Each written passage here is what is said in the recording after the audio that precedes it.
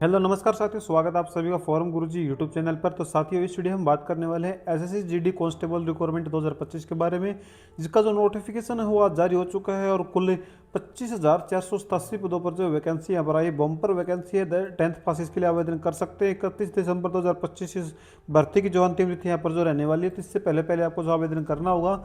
आवेदन करने से पहले मैं कुछ जानकारी आपको जो बता देता हूँ। इसके फॉर्म है यानी कि 1 दिसंबर स्टार्ट हो चुका है, 31 दिसंबर लास्ट डेट रहने वाली है और फीस पेमेंट के लिए भी 1 जनवरी 2026 की लास्ट डेट रहने वाली है।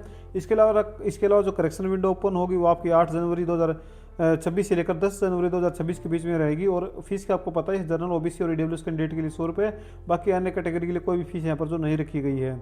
एज की बात आपको बता देता हूँ। एज रहेगी आपकी 18 से 23 वर्ष, जो कि एज काउंट की जाएगी 1/1/2026 के अनुसार। यानी कि आपका जो जन्म होना चाहिए 2/1/2003 के बीच के 2/1/2003 से 1/1/2008 के बीच में आपका जो जन्म होना चाहिए। एज कैलकुलेट आप जो इस एज कैलकुलेटर से जो है काउंट कर सकते हैं।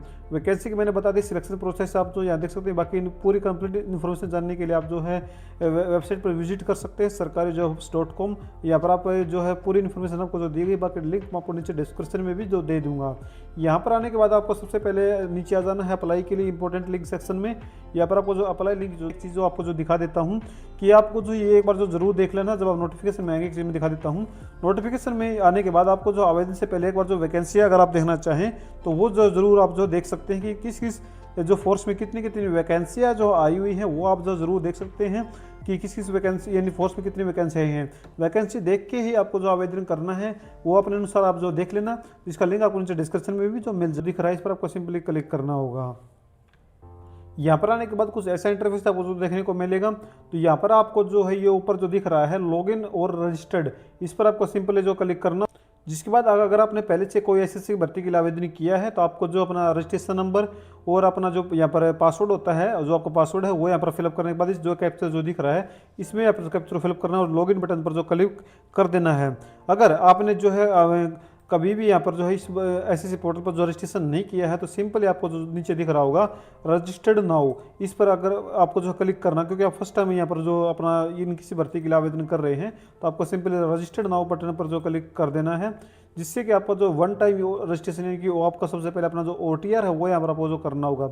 ओटीआर कैसे करना है वो मैं आपको बता देता हूँ। 4 स्टेप में आपको जो फॉर्म है यहाँ पर जो कंप्लीट होगा, तो सबसे पहले आपको जो कंटिन्यू यहाँ पर जो बटन दिख रहा है इस पर आपको जो क्लिक कर देना है। जिसके बाद आपसे जो है आपका यहाँ पर सबसे पहले आधार नंबर आपसे पूछा जाएगा। अगर आपके पास है आधार नंबर नहीं है तो आपको जो ये सभी जो डॉक्यूमेंट्स अपने अलग अलग एज प्रूफ के लिए, एड्रेस प्रूफ के लिए अपलोड करेंगे, तो इन सभी झंझट से बचने के लिए आपको सिंपल अपना आधार से ही अपनी जो डिटेल है वेरीफाई कर लेनी है। सबसे पहले आपसे पूछा जाएगा आपका आधार नंबर, वो यहाँ पर आपको फिलअप करना है। अपने आधार नंबर को वेरीफाई करना है और टिक पर क्लिक करके सेंड ओटीपी पर जो क्लिक करना है, जिससे कि आपके जो आधार से रजिस्टर्ड मोबाइल नंबर है उस पर एक ओटीपी जाएगा, तो उसको जो आपको जो वेरीफाई यहाँ पर जो है कर लेना है। जिसके बाद आपको जो नीचे आ जाना है और अपनी आपकी जो 10th की मार्कशीट में जो आपका जो नाम हो वो यहाँ पर आपको मेंशन कर लेना है। उसके बाद अगर आपने कभी अपना जो नाम चेंज किया है तो वो यहाँ पर आपको जानकारी देनी थी, आपको नो पर ही जो ऑटोमेटिकली क्लिक मिलेगा तो इसको रहने देना है।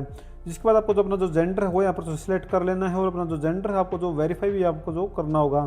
जिससे कि अगर आप मेल सेलेक्ट करते हैं तो आपको जो जेंडर को दोबारा से अपना वेरीफाई कर लेना है। सेम इसी प्रकार अपनी जो डेट ऑफ बर्थ है यहाँ पर फिलअप करने के बाद आपको जो है डेट ऑफ बर्थ को वेरीफाई करना होगा और अपना फादर नेम भी यहाँ पर और मदर नेम दोनों को वेरीफाई यहाँ पर करना होगा। इसके बाद पूछा जाएगा कि आपकी जो 10th की एजुकेशन बोर्ड है वो कौन सा है, किस बोर्ड यानी स्टेट से अपने अपने किस बोर्ड से अपने पास आउट किए, तो वो यहाँ पर आपको चुन लेना है। और उसके बाद आपको जिसके बाद आपको जो अपना 10th का जो बोर्ड है दोबारा से आपको जो वेरीफाई करना होगा। उसके बाद अपना जो रोल नंबर डालना है और रोल नंबर वेरीफाई कर लेना है। फिर अपना पासिंग ईयर यहाँ पर फिलअप कर लेना है और पासिंग ईयर फिलअप करने के बाद आपको जो पासिंग ईयर है दोबारा से वेरीफाई करना है। यानी कि जो भी चीज़ आप डालें आपको जो दोबारा से वेरीफाई करना है यहाँ पर जरूरी है, मैंडेटरी है। फिर हाईएस्ट क्वालिफिकेशन आपकी जो चुन लेनी है कि जैसे मैं आपको जो दिखा भी देता हूँ कि हाईएस्ट क्वालिफिकेशन यहाँ पर चूज कर लेंगे। आपके 10वीं के अलावा जो आपके हाईएस्ट क्वालिफिकेशन क्या है, जैसे कि +2 है, डिप्लोमा, ग्रेजुएशन है, पोस्ट ग्रेजुएशन या फिर पीएचडी है, जो भी आपकी है वो यहाँ पर आपको चुन लेनी है। वेरीफाई करना है, मोबाइल नंबर यहाँ पर आपको फिलअप कर देना है, ईमेल आईडी फिलअप करना है और जो ओटीपी आएंगे उसको आपको जो वेरीफाई करना होगा। फिर आपको सेव एंड नेक्स्ट पर जो क्लिक कर देना है। जिसके बाद आपकी पर्सनल डिटेल यहाँ पर जो सेव हो जाएंगी। फिर अगले स्टेप में आपकी जो एडिशनल डिटेल है वो आपसे मांगी जाएंगी। सबसे पहले आपको आप जो कैटेगरी वो यहाँ पर आपसे मांगी जाएगी कि कौन सी कैटेगरी से आप जो आवेदन कर रहे हैं, तो अपनी कैटेगरी को आपको चुन लेना है। उसके बाद आपकी नेशनलिटी आपको जो है इंडियन ही सिलेक्ट करनी है। अगर आप इंडियन से अलावा जैसे तिब्बतन एरिया से बिलोंग करते हैं तो वो आपको जो सिलेक्ट कर लेना है अपने अनुसार। बाकी अगर और यानी अन्य तिब्बत से अलावा है तो आपको citizen of India he select करना है। इसके बाद आपसे पूछा जाएगा कि आपको जो है या आपके शरीर पर कोई निशान है तो आपको जो वो मेंशन यहाँ पर जो कर देना है। फिर आपसे पूछा जाएगा कि आप जो PWD यानी कि PWBD कैंडिडेट हैं, पर्सन विद बेंचमार्क डिसेबिलिटी, तो अगर आप हैं तो जानकारी दें, नहीं तो आपको नो पर ही क्लिक रहने देना है। इसके बाद आपसे आपका जो परमानेंट एड्रेस है वो यहाँ से पूछा जाएगा, तो परमानेंट एड्रेस आपको जो यहाँ पर फिलअप कर देना है। फिर पूछा जाएगा कि आपका जो प्रेजेंट एड्रेस है वो आपका परमानेंट एड्रेस से सेम है, अगर सेम है तो आपको यस करना है, तो आपको जो ऑटोमेटिकली यहाँ पर फिल हो जाएगा, नहीं तो आपको अगर आपका अलग है तो आपको नो पर क्लिक करके उसको जो फिलअप करना होगा। इसके बाद आपको नीचे आ जाना है और सेव एंड नेक्स्ट पर जो क्लिक कर देना है, जिससे कि आपका जो डाटा है यहाँ पर जो सेव हो जाएगा। फिर आपको जो ओके पर जो क्लिक कर देना है। फिर अंत में आपका जो OTR का फाइनल स्टेप है डिक्लेरेशन, तो आपको जो आई एग्री पर क्लिक करके अपने OTR का एक बार जो प्रीव्यू यहाँ पर आपको जो कर लेना है, जिससे कुछ ऐसा आपका जो OTR का प्रीव्यू आपके सामने यहाँ पर ओपन होकर आ जाएगा।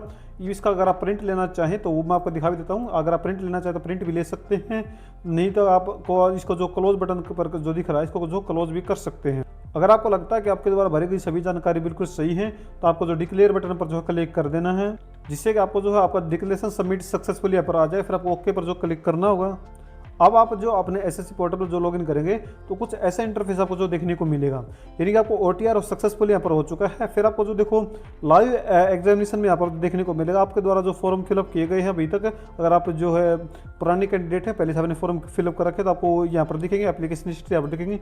लेकिन अभी जो फिलहाल में यहाँ पर जो भर्ती चली हुई है तो वो यहाँ पर आपको जो लाइव एग्जामिनेशन में आपको देखने को मिलेंगी। फिर आपको जो है यहाँ पर जो है कुछ जैसे कि कांस्टेबल GD की यहाँ पर वैकेंसी चली हाल से, तो इसकी जो जानकारी यहाँ पर देखने को मिलेगी कि स्टार्ट डेट कब से है और एंड डेट कब से है। तो आपको जो है यहाँ पर अप्लाई जो बटन दिख रहा है इस पर आपको जो क्लिक करना होगा। तो जब आप अप्लाई पर क्लिक करेंगे तो कुछ ऐसा देखने को मिलेगा। तो यहाँ पर आपको देखो इसमें पूरी जानकारी भी बताई गई है, अगर आप जो देखना चाहें तो देख सकते हैं। इसके बाद आपको जो फिल फॉर्म पर जो क्लिक करना होगा, जिसे जैसे आप फिल पर क्लिक करेंगे तो खुद आपकी जो पर्सनल डिटेल आपके जो OTR से ऑटोमेटिकली यहाँ पर जो फेच कर ले जाएंगी। तो यहाँ पर आपको जो सिंपली नीचे आ जाना है, जिसमें कि आप जो कुछ भी यहाँ पर जो चेंज नहीं कर सकते, क्योंकि आपने अगर चेंज करना तो आपको जो OTR को जो आपको जो अपडेट करना होगा। तो सिंपली आपको जो नीचे आ जाना है और सेव नेक्स्ट पर जो क्लिक करना होगा। फिर आपसे जो आपके एजुकेशन क्वालिफिकेशन डिटेल है यहाँ पर पूछी जाएंगी। फिर आपसे आपकी जो हाईएस्ट क्वालिफिकेशन है वो आपसे पूछेगा। अगर आपकी 10th है तो अगर आप 10th सेलेक्ट करते हैं तो जो डिटेल आपने फिलअप की थी OTR के समय 10th की, तो वो आपको जो तो यहाँ पर देखने को मिलेगी। अगर आप जो हाईएस्ट क्वालिफिकेशन सेलेक्ट करते हैं तो उसकी जो जानकारी आपसे मांगी जाएगी।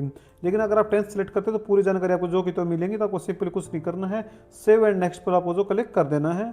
लेकिन उससे पहले एक चीज़ मैं आपको बता देता हूँ कि अगर आपने यानी कि 10th सेलेक्ट किया है तो आपकी जो परसेंटेज आपसे मांगी जाएंगी, तो आपको जो 10th की जो डिटेल है वो यहाँ पर आपको परसेंटेज में है फिर CGPA में है, वो आपने बतानी है। अगर आपकी परसेंटेज में तो आपको यहाँ पर परसेंटेज में फिलअप करके सेव नेक्स्ट पर जो क्लिक करना होगा, जिससे कि आपके एजुकेशन डिटेल हो सक्सेसफुली यहाँ पर सेव हो जाएंगे। फिर आपको ओके पर क्लिक करना है। फिर आपकी जो एडिशनल डिटेल है वो यहाँ पर पूछी जाएंगी कि क्या आप जो एक्स सर्विसमैन हैं, तो अगर आप हैं तो जानकारी दें, नहीं तो आपको नो पर क्लिक कर देना है। फिर आपको जो एज में छूट चाहिए तो अगर आपको चाहिए तो यस पर क्लिक करें, और एज में छूट है वो यहाँ पर आपको जो मेंशन कर देने। अगर आपको नहीं चाहिए तो आपको जो नो पर जो है क्लिक कर देना है। फिर पूछा जा रहा है कि do you want to make personal information available, यानी जॉब अपॉर्चुनिटीज़ पर आपको जो है यस करना है और सेव एंड नेक्स्ट पर जो क्लिक। इसके बाद से जो आपसे आपकी जो है एग्जामिनेशन प्रेफरेंस यहाँ पर जो पूछी जाएंगी। एग्जामिनेशन प्रेफरेंस टोटल आपसे जो है कुल यहाँ पर 3 प्रेफरेंस आपसे जो मांगी जाएंगी कि आपके जो एग्जाम सेंटर हैं यहाँ पर आपको जो प्रेफरेंस देनी है। सबसे पहले आपको प्रेफरेंस 1 में यहाँ पर जो भी आपको जो सेलेक्ट कर लेनी है अपने अनुसार। फिर आपको जो सेकंड प्रेफरेंस यहाँ पर जो देनी है तो यहाँ पर जो झांसी सेलेक्ट कर लेते हैं। फिर अपनी तीसरी प्रेफरेंस आपको जो आप चुनना चाहिए, यहाँ पर कानपुर जैसे कि हमने चुना है। तो तीनों प्रेफरेंस आपको चुन लेने के बाद आपसे पूछा जाएगा कि आपको जो medium of computer based examination CBC, तो आपका जो यहाँ पर कौन सी भाषा में आप जो पेपर देना चाहते हैं, तो 13 अलग अलग भाषाओं में जहाँ पर जो एग्जाम हो आप जो दे सकते हैं। जो आपको यहाँ पर जो अच्छी लगे वो आप चूज कर सकते हैं। उसके बाद आपको जो अपने वे आपके जो एग्ज़ाम जो यानी कि मीडियम ऑफ एग्जाम हो उसको वेरीफाई कर लेना लैंग्वेज को। फिर पूछा जाके कि आर यू नेशनल कॉर्प्स, तो आपको जो अगर आप हैं तो आपको जानकारी दें, जिसमें कि आपको NCC सर्टिफिकेट के बारे में पूछा जाएगा। अगर आपको NCC सर्टिफिकेट के बारे में पूछा जाएगा कि कौन सी सर्टिफिकेट अगर आपके पास है, अगर आपके पास नहीं तो आपको नो पर जो क्लिक कर देना है। इसके बाद आपसे पूछा जाएगा कि आपके पास वो गेम या फिर स्पोर्ट्स से नेशनल या फिर इंटरनेशनल लेवल पर अगर आपने पार्टिसिपेट किया है या फिर कोई भी सर्टिफिकेट आपको जानकारी दें, नहीं तो आप जो नो पर जो क्लिक कर दे दें।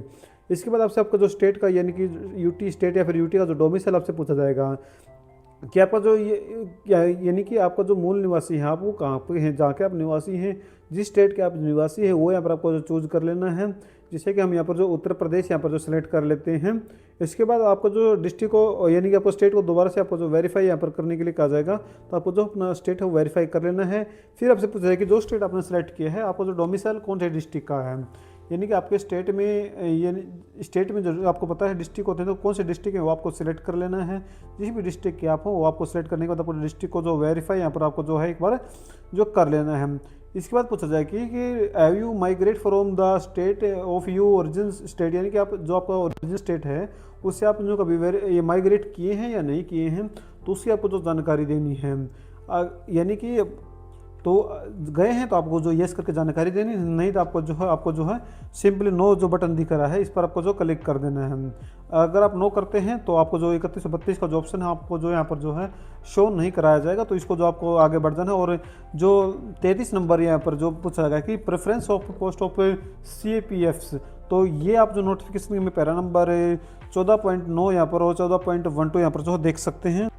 प्रेफरेंस में आपको जो बता देता हूँ कि पोस्ट प्रेफरेंस जैसे क्या होती हैं, जैसे पोस्ट कोड आप देख रहे हैं और उसके आगे जो यहाँ पर जो नेम ऑफ CAPF है तो वो आपको सिलेक्ट कर लेना है कि आपको चॉइस के अनुसार आपको जो है, अगर आपको मान लो अगर आपको यानी कि आप SSF चुनना है तो आपको जो S यहाँ पर भरना होगा।